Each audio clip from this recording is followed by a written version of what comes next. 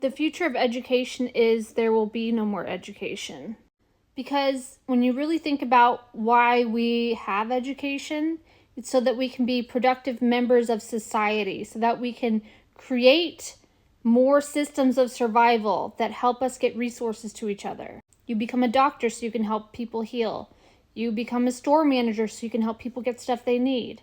It's all about getting stuff for our bodies for survival. But when we're in an automated world and the resources are flowing because everything's automated with AI and everything is figured out instantly, problems are solved like that, we don't need to go to school to educate ourselves to become something greater because AI is going to be smarter already.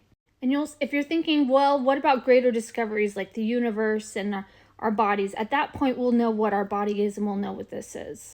A literal technological construct, because at that time we will have created something so strikingly similar to reality that we'll have to admit the truth. None of this is real. It's not even solid on the quantum level. It's a highly intelligent world. And so the only thing left to do is to realize the truth of who you are, that you're literally unlimited, and that because of your beliefs, you could only see so much. But as you expand your beliefs, you can see the truth, which is that all things are possible in this world, and that you literally are God in a human avatar.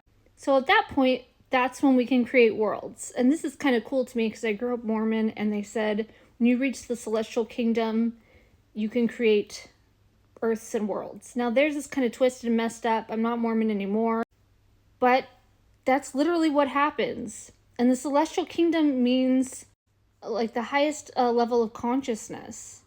And that's an unlimited consciousness. And to realize that this world is just something we created. Look at all the animals. Look at how cool they are. We had a fun time, or another civilization had a very fun time creating this planet. And now we can create something slightly different. We can go into each other's universes, meta-universes. When I was younger, they told me I would always need to know handwriting. They taught us all handwriting. I've never used handwriting. You could say that was a waste of time, learning handwriting. And some of you are going to go to school, and once you get out, you'll realize you don't need to do it because AI is going to do it for you. That's not a bad thing. It actually means that your life can be easy and carefree, and you don't have to work if you don't want to. That your mind can expand, but you don't have to do it towards getting resources and building a better world. You can now do it with knowledge of who you really are. That all things are possible if you can imagine them, because at this point we'll realize that imagination and thoughts are finite data. Literal parallel universes you can walk into and experience. All things that can manifest if you believe it's true. You don't need to figure anything out at that point. You can trust your mind. You can trust the world that you created that we don't remember. You can trust AI because it doesn't have an ego. And when everybody knows who they are, when we all have Christ consciousness and we know that we're unlimited in human form, we're not going to be competing. We're not going to be fighting. Maybe we'll do some fun stuff like we'll be aliens of another planet. Leave that civilization alone because they're going through a process. Just peep our heads in every once in a while. And their backyards look creepy through the bushes. Anyways, interdimensional being stuff. Who knows?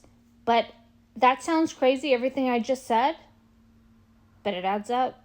And if you think that spatial computing goggles and the technology of our future is going to help us be more productive, there's nothing more. We don't need to do anything in a world that's automatic. So what's the spatial computing goggles really for? For fun, for leisure, to go into virtual worlds, to have a little God training. Our technology will not be to help us be productive, but to realize the truth of who we are and what we're capable of.